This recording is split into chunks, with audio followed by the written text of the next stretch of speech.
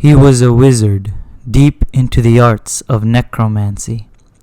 He spent a lifetime worth of research attempting to unlock the secrets of immortality, all of it culminating into a single potion. He drank it and died. It wasn't until thousands of years later that he would wake up undead and undying, with the powers to control life and death. This is Silver Pendragon, and he is an Undead Lich.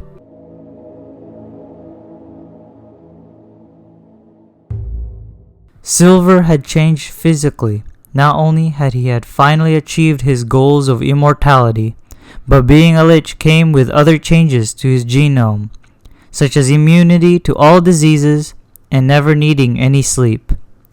Being an Undead Lich also gave him powerful abilities in the arts of necromancy, including the ability to create undead from corpses. Silver took a look around his surroundings. Unbeknownst to him, it had been over 2,000 years since he drank the potion. His lab was now in ruins, and the terrain around him had changed. He quickly set out to repair his former home. One of Silver's new abilities was Paralysis Pulse, which emits a cloud of black particles around Silver, inflicting any living beings with 2 hours of paralytic abasia, instantly downing them.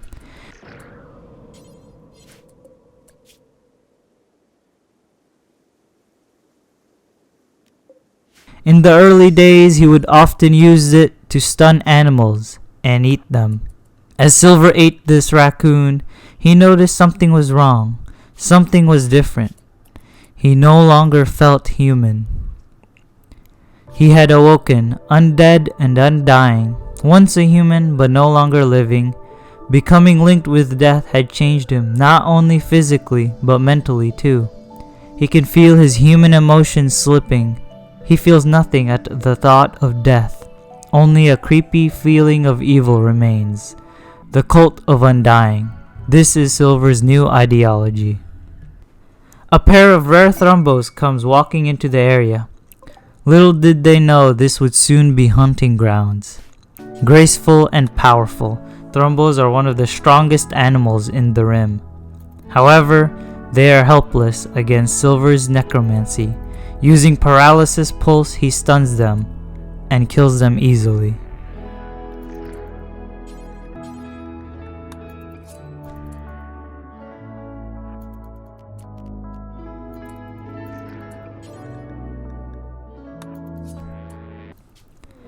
It isn't long till Silver is attacked by raiders. Little did they know they were up against an Undead Lich.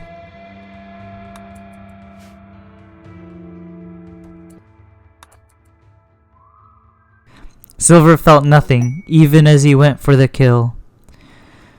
Silver felt a little down, like he had lost something that made him human. Even now, rather than respecting the dead, he has other uses for the corpses of his enemies. Another of Silver's powers is Consume Bodies, psychically stripping all remaining life force of nearby humanoid corpses and absorbing them to make him stronger.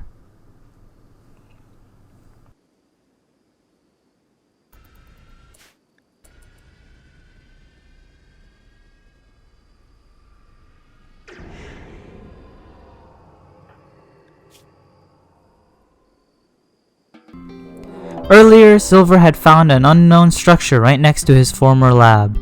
He sensed danger. Since he had planned to open it, he made some preparation.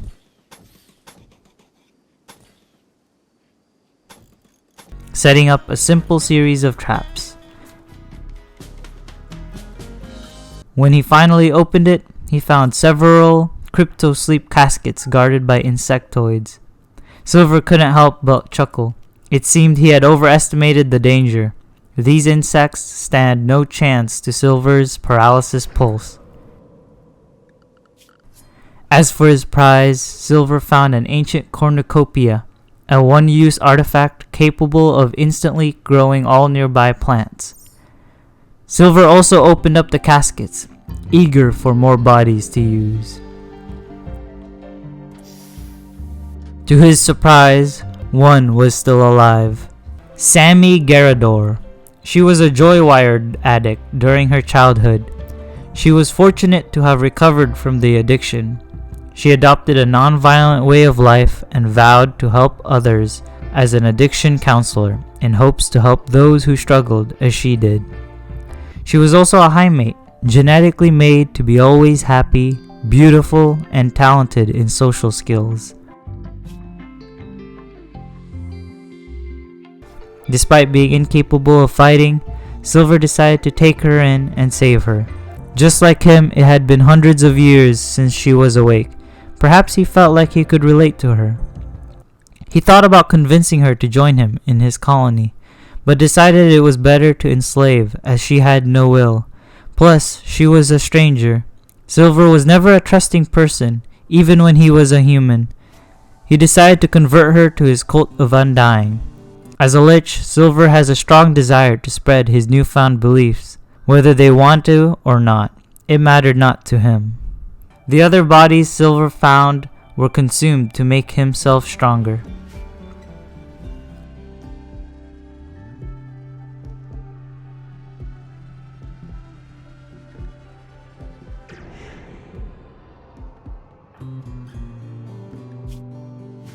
Days passed by. Silver continued his conversion attempts, until finally Sam was converted. It wasn't long till she joined the colony as a slave.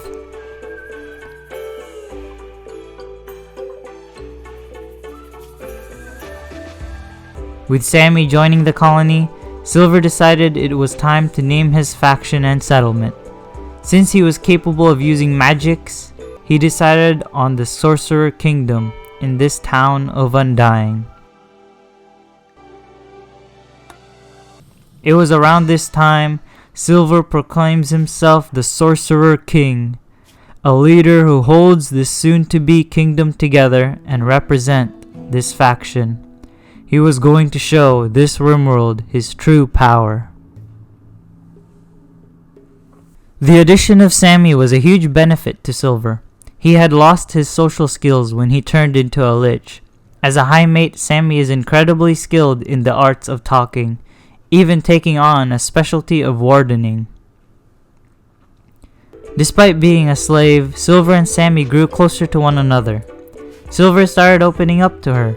He started feeling a little human once more. It wasn't long until Silver and Sammy became lovers. As a high mate, Sammy also psychically bonded to Silver.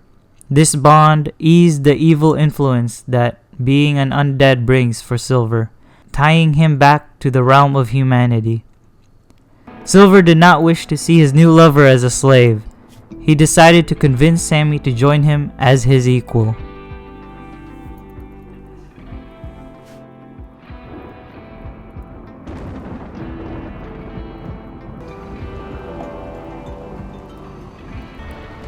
Still, Silver continued showing no mercy to those who dare attack his kingdom.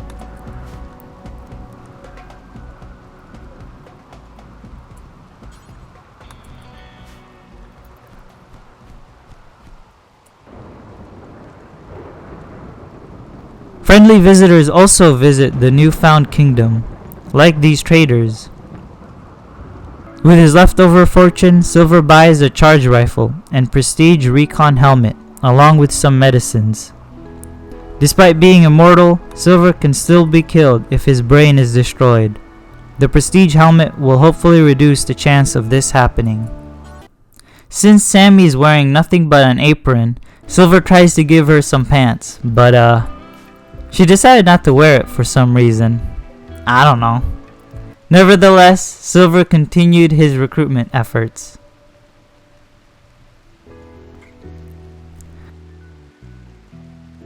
A transport pod crashes into our territory.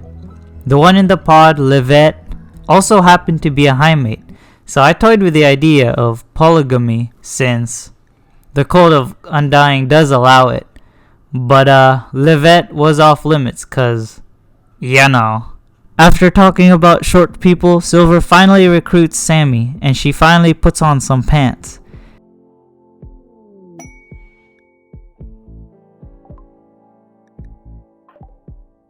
It isn't long till Silver proposes to Sammy and the two become engaged. It's about time to strengthen our defenses. To this end, Silver begins in the construction of an outer perimeter.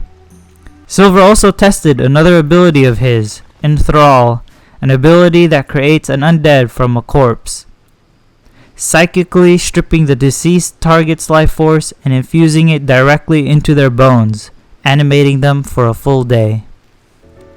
Earlier, Silver received a quest to host someone from the Borg clan, to which Silver finally accepts for a revolver and a harp, cause why not? Silver wants a nice harp to listen to. Our new guest, Blackwork, has paralytic abasia, meaning he's stuck bedridden. Since we don't have rooms yet, we kinda just placed him on the floor with the others. Speaking of being on the floor, Livette finally decides to leave, probably for the best. Another raid.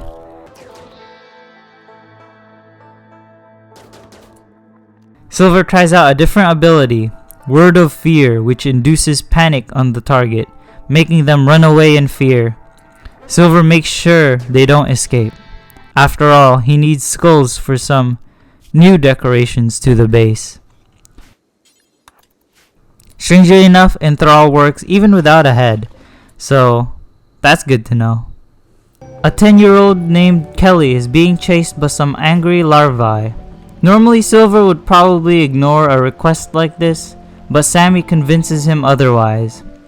And so Kelly Fair joins the colony, who's currently not too happy to have no slaves at the colony. It's a good opportunity to see the new children features of Biotech. As a child, Kelly has a learning meter. The higher this goes, the better developed the child becomes when they grow up to be an adult. We set up a school desk to set up an education for Kelly. It's likely that Sammy would be a good teacher. The larvae chasing Kelly finally arrives.